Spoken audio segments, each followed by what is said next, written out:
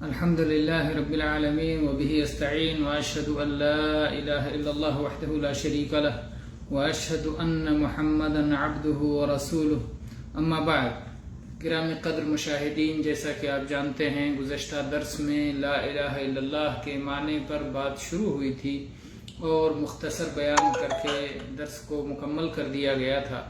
آج کے درس میں انشاءاللہ ہم اسی کو مزید اسی کی وضاحت کریں گے۔ جیسا کہ آپ جانتے ہیں کہ شیخ فرماتے ہیں لا الہ الا اللہ کا معنی ہے لا معبود بحق الا اللہ، کہ اللہ کے سوا کوئی مستحق عبادت نہیں۔ لا الہ کوئی الہ نہیں، یعنی کوئی الہ برحق نہیں، ورنہ الہ باطل پائے جاتے ہیں۔ کیا دلیل ہے اس کی دلیل سورہ حج کی آیت نمبر 62 ہے، جس میں اللہ تعالیٰ نے فرمایا ہے ذالک بأن اللہ هو الحق وأن ما يدعون من دونه هو الباطل وأن اللہ هو العلی الکبیر، کہ اللہ ہی برحق ہے اور اللہ کے سوا جس کی بھی لوگ عبادت کرتے ہیں وہ معبودان باطل ہیں، اور اللہ تعالیٰ ہی سب سے بلند اور سب سے بڑا ہے۔ اسی طرح سے اللہ کے جتنے بھی انبیاء آتے تھے وہ اپنی اپنی قوموں سے کہتے تھے اعبدوا اللہ ما لکم من الہ غیرہ، اللہ ہی کی عبادت کرو، اللہ کے سوا کوئی بھی مستحق عبادت نہیں ہے۔ بعض لوگ لا الہ الا اللہ کے ذریعے یہ بتانے کی کوشش کرتے ہیں کہ اس میں غیر کی نفی ہے، غیر کا کہیں کوئی وجود نہیں ہے، لیکن یہ بات صحیح نہیں ہے۔ غیر کا وجود ہے، غیر کے استحقاق کی نفی ہے، غیر کے مستحق عبادت کی نفی ہے، غیر کے معبود برحق ہونے کی نفی ہے۔ اس بات کی کلمہ توحید میں نفی ہے کہ اللہ کے غیر جو بھی ہیں وہ کوئی بھی عبادت کے مستحق نہیں ہیں، یا کوئی بھی وہ معبود حقیقی طور پر نہیں ہو سکتے، وہ باطل معبود ہوں گے۔ جب بھی انہیں معبود بنایا جائے گا تو ان کا معبود ہونا باطل ہوگا، برحق نہیں ہوگا۔ اس لیے کلمے میں اللہ کی عبادت کو ثابت کیا گیا ہے کہ صرف اللہ ہی عبادت کا مستحق ہے، جس طرح سے اللہ کی کائنات میں، اللہ کی ملکیت میں، اللہ کے اختیار میں کوئی شریک نہیں، اسی طرح سے اللہ کے مستحق عبادت ہونے میں بھی اس کا کوئی شریک نہیں ہے۔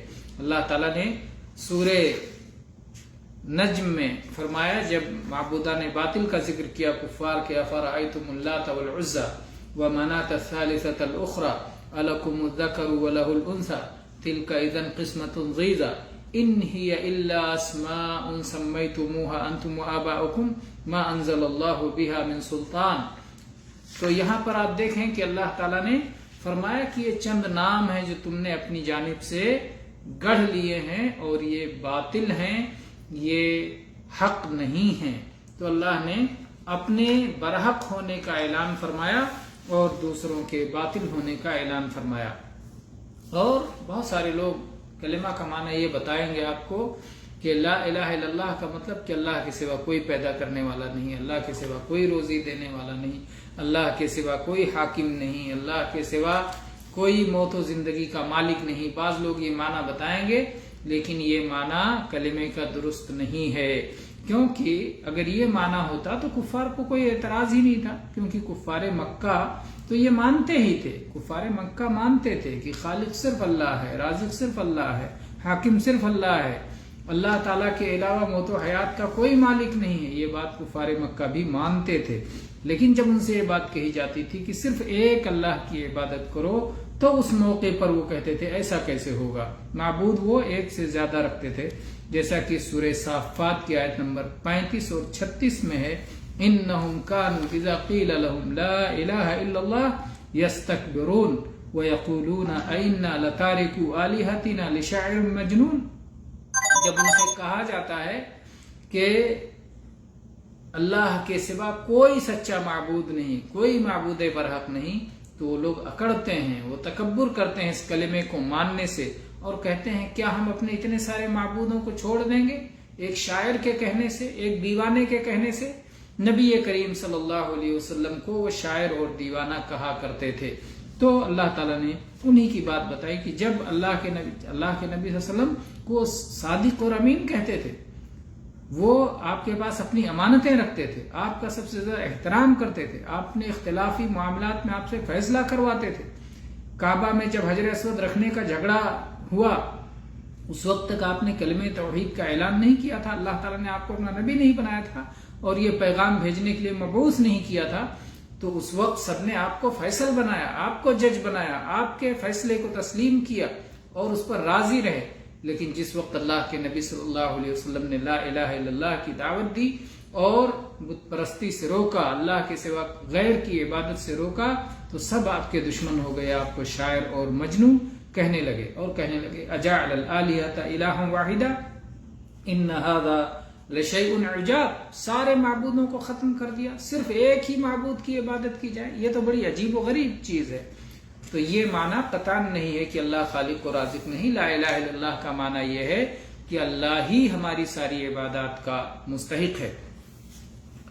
اور اس میں جو نفی کی گئی ہے لا الہ، کہ کوئی بھی مستحق عبادت نہیں، تو عبودیت، استحقاق عبودیت کی نفی کی گئی، اللہ کے سوا کوئی معبود بننے کا مستحق نہیں ہے، کوئی سچا معبود نہیں ہے اللہ کے سوا۔ اگر کوئی معبود بنا لیا جاتا ہے تو وہ جھوٹا معبود ہے، باطل معبود ہے، اور الا اللہ کہہ کر کے اللہ کے معبود برحق ہونے کا اقرار کیا گیا ہے، اس بات کیا گیا ہے، اعلان کیا گیا ہے۔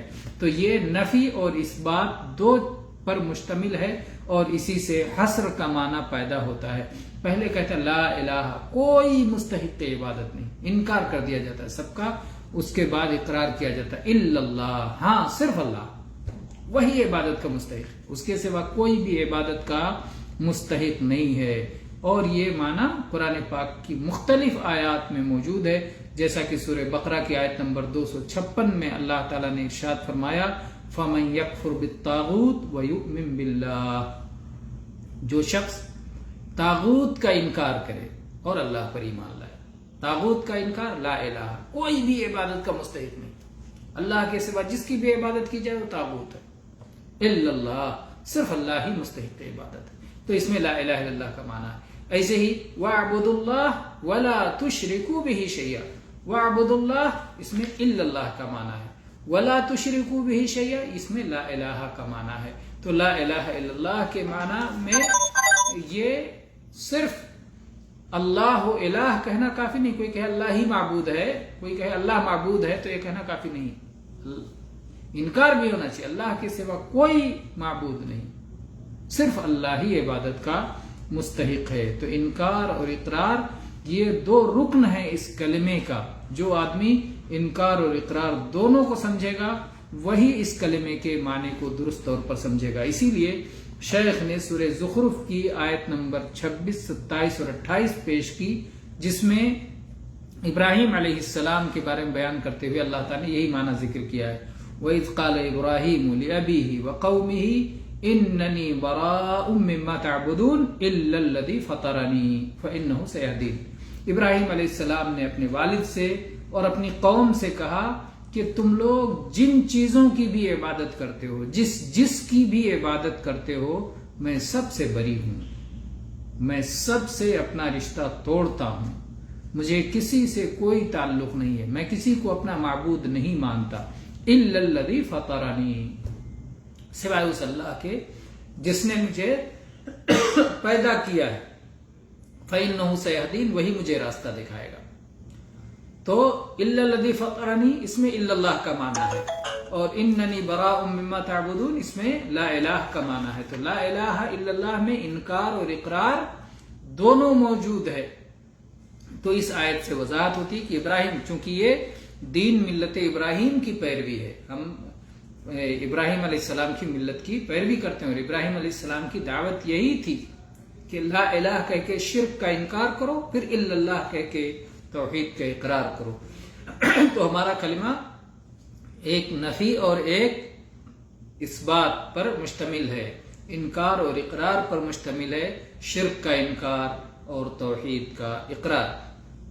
اسی طرح سے سورہ آل عمران کی آیت نمبر 64 یہ بھی اس معنی کی وضاحت کرتی ہے جس میں اللہ تعالیٰ نے فرمایا ہے قل یا اہل الکتاب تعالوا الى کلمۃ سواء بیننا وبینکم الا نعبد الا اللہ ولا نشرک به شیئا ولا يتخذ بعضنا بعضا اربابا من دون اللہ فإن تولوا فقولوا اشهدوا بأننا مسلمون۔ اے اللہ کے نبی صلی اللہ علیہ وسلم آپ فرما دیجئے کہ اے اہل کتاب ایک ایسے کلمے کی جانب آؤ جو ہم میں تم میں برابر ہے۔ وہ کیا ہے؟